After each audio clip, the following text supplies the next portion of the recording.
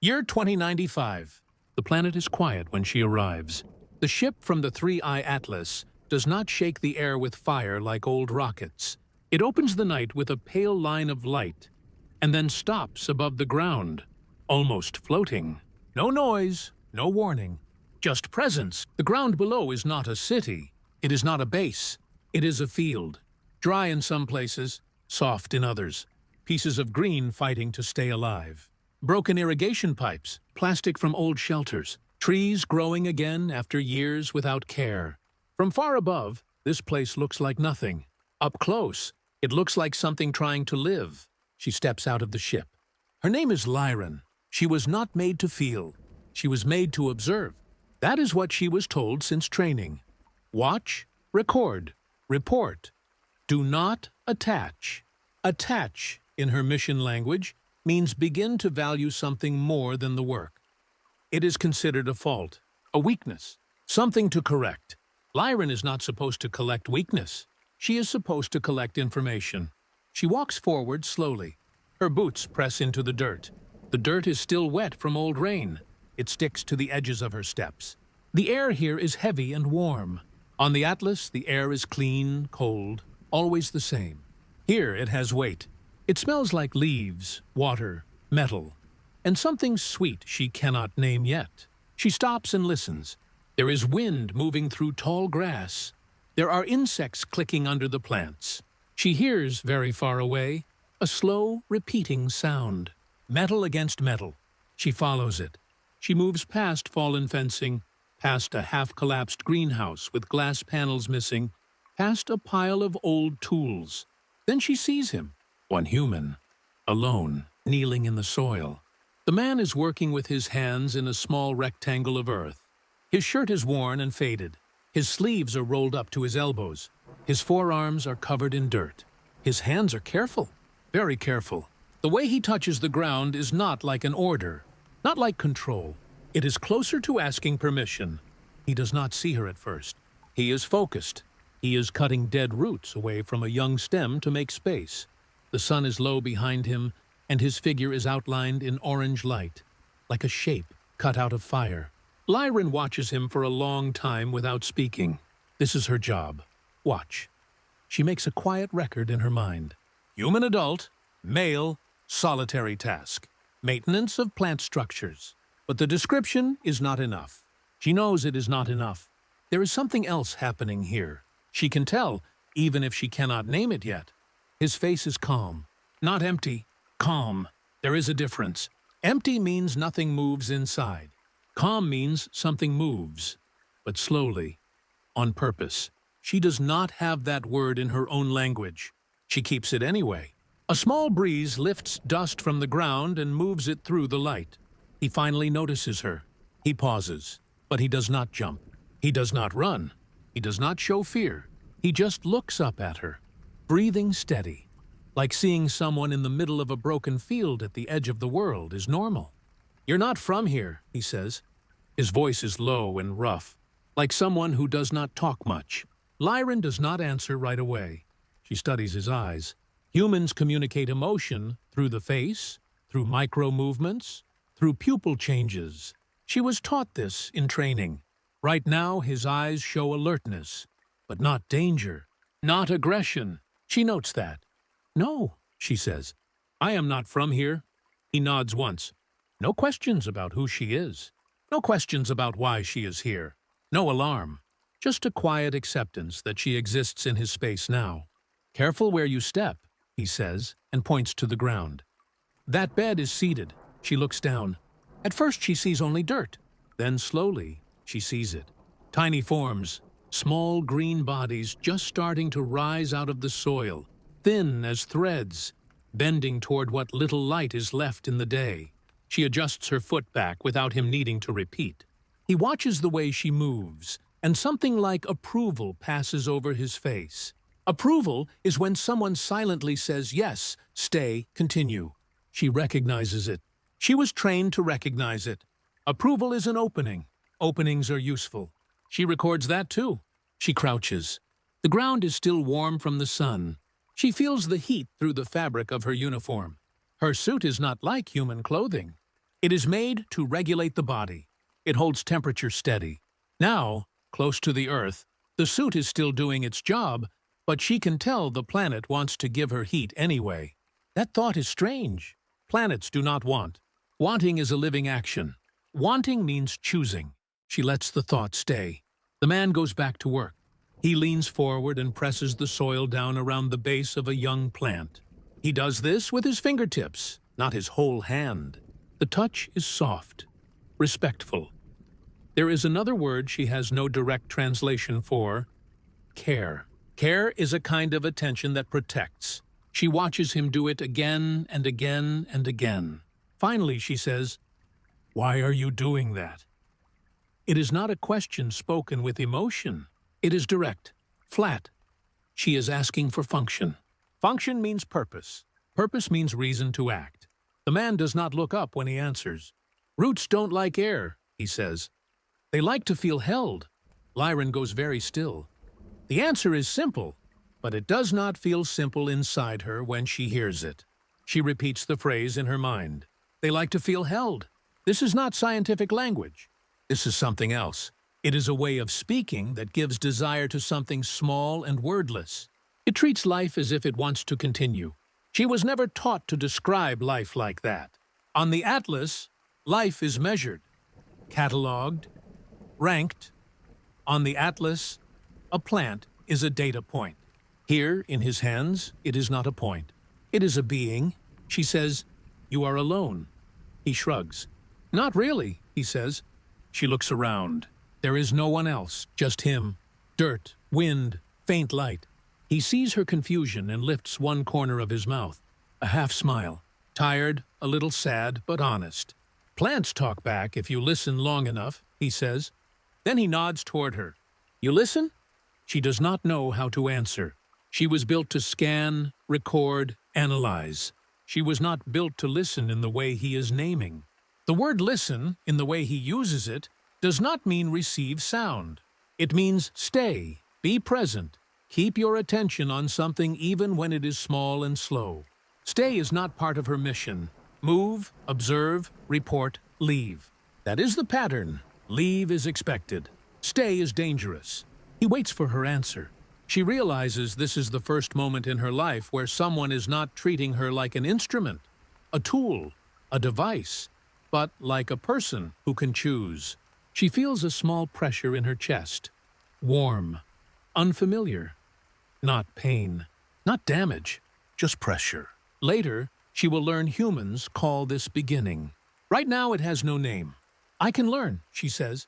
He nods once, like that is enough. "Then you can help," he answers. He shifts his knees in the dirt and pats the ground beside him. The invitation is simple. Sit, be here. She follows. Her knees press into the soil. The smell rises around them, thick and alive. The sun drops lower. The sky turns soft purple. The air cools. She watches his hands, and for the first time since arriving on Earth, she is not thinking about the atlas, or the report, or the timing of extraction, or the success of the assignment. She is thinking about the way his fingertips move and the way the soil closes around new life, and the way the last light of the day settles on his face. Warm and gentle. She does not know it yet, but this is the first moment she does not feel like property of a mission. She feels present. Present means here, now, in this body, in this second, with no other place more important. She has never felt present before. She looks at him and quietly asks, "What is your name?" He says, "Daniel." She repeats it once in a whisper, as if testing how it sits on her tongue. "Daniel." He looks at her in the soft light. "And you?" She pauses. She has an identification string, long and cold, made of numbers and assignment marks. She has a field identifier. She does not have what humans call a name. A name, here, is something you are given so someone can call you and mean you. After a long moment, she gives him the only word that belongs to her. "Lyron," she says. Daniel nods like he is storing it somewhere safe. Then he smiles, small, and goes back to the soil. The night folds in slow. Crickets start to sing. The last of the light fades from the field. The ship waits in the sky, patient and distant. But Lyran does not look up. For the first time, the sky is not what holds her. The ground is. Morning came with soft light. Dew rested on the grass, and mist hovered low over the field, like breath that refused to fade. Lyran walked the same path as before, her steps slow, steady. Each movement seemed measured, but her eyes searched as if for something not listed in her assignment. She found him in the same place. Daniel, kneeling again by the soil. His clothes were the same, sleeves rolled high, skin marked with earth. He looked up when he felt her presence. He didn't speak at first. He just nodded once, a small gesture that somehow said, "Welcome." The air was cool. Birds called from unseen branches. Lyran stopped a few steps away, her shadow touching his shoulder. "You came back," he said. She answered simply, "I needed to see." "See what?" he asked, pressing the soil down around a sprout. She hesitated. The truth was that she didn't know. "You," she said at last. Daniel's hand paused, fingers resting against the earth. Then he looked up, not smiling, not surprised, just calm. "Then watch," he said. She knelt beside him. The ground was damp and cold, and the smell of soil filled the air, rich and alive. Her hands hovered above the plants. Daniel handed her a small seed, flat and brown. "Put it here," he said, pointing. "Not too deep. Let the light find it." She followed his movements carefully. The seed fell, and she covered it gently. Her fingers brushed his as they pressed the soil together. It was a brief touch, unplanned, but it stayed in her longer than it should have. He didn't move away, and neither did she. The silence between them wasn't empty. It had weight, the kind that only exists when two people are quietly aware of each other. "Why do you do this?" she asked. "Because everything deserves a chance," he replied, "even the things that seem too small to matter." She thought about that. On the Atlas, nothing was small. Every detail had value only if it could be used. Every life was a number, a sample, a function. Here, he treated each plant as if it mattered simply because it existed. She watched him again. How his hands moved. How he breathed. How he spoke to the ground as if it could answer. There was no data in his actions, no measurable purpose. Only rhythm, only care. "You talk to the plants," she said. "They don't answer." "Not with words," he said. "But they listen. You can feel it when they do." She tried to understand. Listening, in her world, meant collecting sound. But he made it sound like something else. Something that required patience and presence. She watched a droplet of water slide down a leaf, catching sunlight as it fell. For a moment, she imagined it pulsing, alive. "You believe the plants feel?" she asked. Daniel smiled faintly.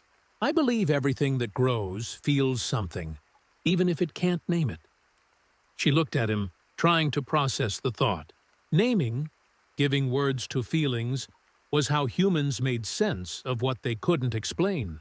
Her people didn't do that. They erased confusion with clarity. They replaced feeling with reason. But reason didn't seem to fit here. She didn't know why. The wind picked up, carrying the scent of wet bark. Daniel brushed dirt from his palms and stood. "You should see this place when it rains," he said. "It breathes differently. Plants breathe." "Everything does," he said. His tone was soft but sure. She stood too, her gaze following his. The horizon shimmered with light, a mix of gold and white. The clouds above moved slowly, and she could see their reflection on the puddles between the rows. "It's strange," she murmured. "What is?" "To find life where there should be none." He glanced at her. "There's always life," he said. "You just have to look long enough." Lyran didn't reply. Her eyes lingered on his face, on the streak of soil across his cheek, on the quiet determination in his movements. He turned toward the shed and said, "You can stay if you want. The work is slow, but it's honest." The word honest struck her. It meant true, without hidden intention. She had never lived in a world that valued honesty, only efficiency. Still, she nodded. "I'll stay," she said. "For now." He smiled, not wide, just enough for it to reach his eyes. "Then we start again tomorrow," he said, and walked away, leaving her alone with the whisper of the wind and the soft hum of insects. She looked down at the soil where the seed lay hidden. Her fingers brushed the ground once more. It was warmer now, almost alive. She wondered if it remembered her touch. That night, she didn't return to the ship. She sat under the fading light, listening to the world breathe. The stars appeared one by one, sharp and bright, and for the first time since leaving the Atlas, she didn't feel distant from them. She felt small, but in a way that made sense, as if being small here was the right way to exist. When the last trace of daylight disappeared, she whispered his name once under her breath. Not to call him, but to keep the sound near her. Daniel. It stayed on her lips, like warmth in the cold air. The ship waited above the clouds, its signal unanswered. Lyran stayed on Earth. The following days blended softly into one another. Each morning began with light spreading slowly through the mist, turning the wet air into a quiet shimmer. Lyran walked the same path through the field, her boots pressing into the soft ground, the smell of dew and roots filling the air. Daniel was always there before her, already working, his hands dark with soil, his shirt damp from the fog. He didn't greet her with words anymore. He would simply look up, nod once, and she would kneel beside him. They didn't need to speak much. The rhythm of the work was its own kind of language. He dug, she pressed. He watered, she watched. The silence between them wasn't empty. It was alive, filled with sounds she had learned to notice. The pull of the wind, the quiet strain of stems bending toward light, the faint beating of her own pulse inside her ears. One morning, Daniel handed her a small clay bowl filled with seeds. "These are the new ones," he said. His voice was low, calm, almost careful. She looked at the seeds, tiny, fragile things, lighter than dust. "They look dead," she said. "They're asleep," he corrected. "They'll wake when they're ready." She didn't answer. She took one between her fingers, turning it slowly, watching the light catch its rough surface. It was hard to believe that something so small could carry the shape of life inside. She planted it the way he showed her. 2 fingers deep, just enough soil to cover. 1 drop of water. "And now?" she asked. "Now we wait," he said. "That's all?" "That's everything," he said and smiled. Waiting was not something Lyran's world understood. The Atlas never waited. It observed, calculated, concluded.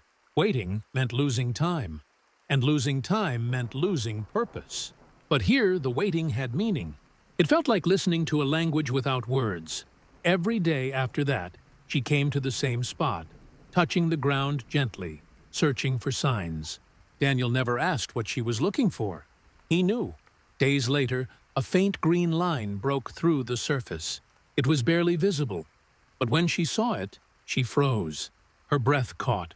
She reached out, fingers trembling, and touched the tiny stem. It was soft, warm, and alive. "It's growing," she whispered. Daniel looked up from the other side of the field and smiled. "I told you," he said. She didn't answer. She kept her eyes on the little plant, feeling something strange move inside her. A warmth that wasn't from the sun. It spread through her chest, slow and unfamiliar. For the first time, she felt what humans called pride. It wasn't logical. It wasn't measurable. But it was real. That night, she stayed long after the light faded. The stars came out, and the small plant glowed faintly in the moonlight.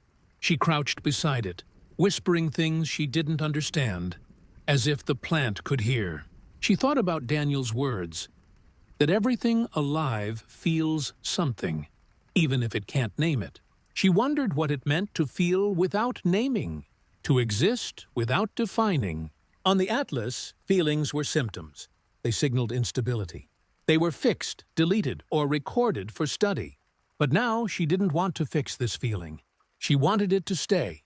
The next morning, Daniel found her still there, her hair wet with dew, her eyes fixed on the growing leaf.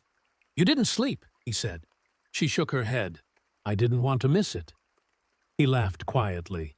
a sound like the wind through dry grass. "It's not going anywhere," he said. "You'd be surprised," she replied. He looked at her for a long moment, then crouched beside her. "You care about it?" he said softly. She turned to him, her face serious, almost confused. "Care," she repeated. "Yes," he said. "It means you want something to live." She looked back at the plant. The word care echoed in her mind. Simple, human, but too big to fit into her world. On the Atlas, nothing wanted, nothing chose. Machines worked, missions completed, data flowed.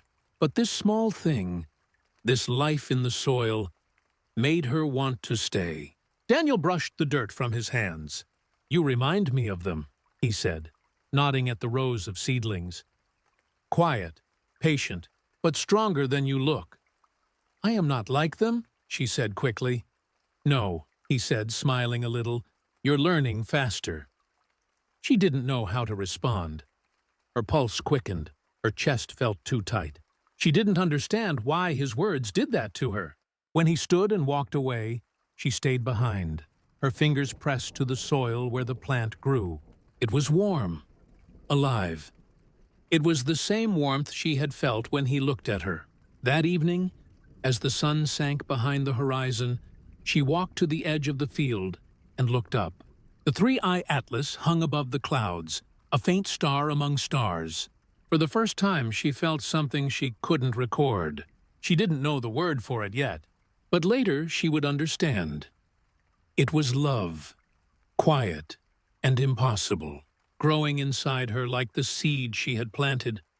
Night came softly, folding over the fields like a slow wave.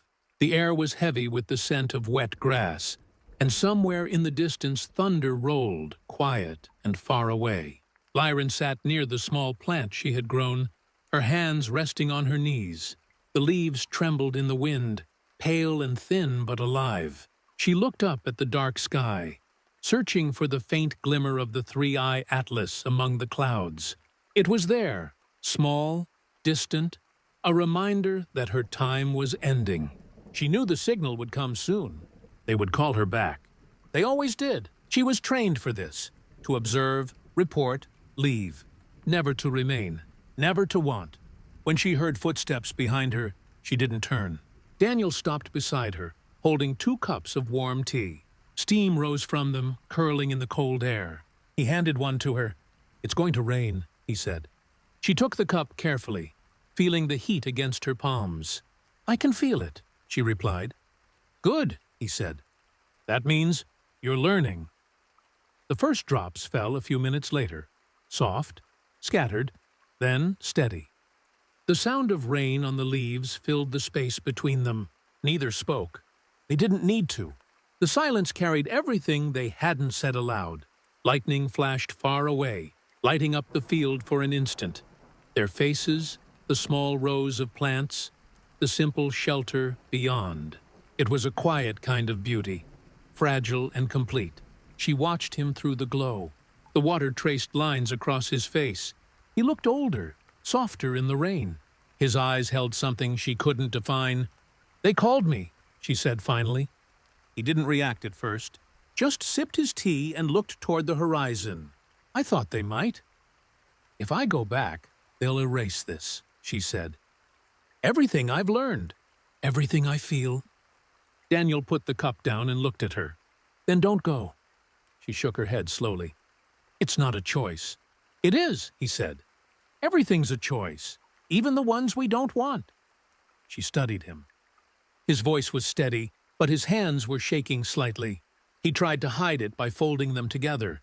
"I don't understand why it hurts," she whispered. He gave a small smile. "That means it's real." The rain grew stronger. The soil around them darkened, and puddles formed between the rows. She set her cup aside and reached for the small plant. Its leaves quivered under the rain, bending but not breaking. She shielded it with her hands. "It's too fragile," she said.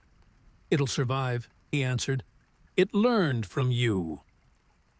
The lightning came closer now, painting their faces in brief flashes of white and blue. The light caught the edges of her uniform, making the dark fabric glow faintly. She could hear the low hum of her communicator through the rain. One long tone, steady and soft. The recall signal. Her time was over. "If I stay," she said, "they'll come for me." Daniel met her eyes. "Let them come." The wind lifted the rain sideways, and the plants bent under its weight. She stood slowly, her movements heavy, uncertain. He rose too, standing close enough for her to feel the warmth of his breath. The ship's light broke through the clouds then, a sharp blue beam cutting across the night sky. It fell over them like a quiet judgment. The sound of the engines rumbled low, a heartbeat in the air. Lyran looked up at it.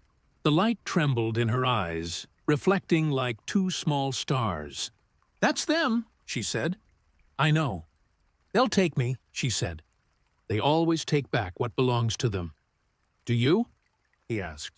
"Belong to them?" She didn't answer. She just looked at him. Rain ran down her face, mixing with the tears she didn't realize had fallen. He stepped closer, his voice almost lost in the storm.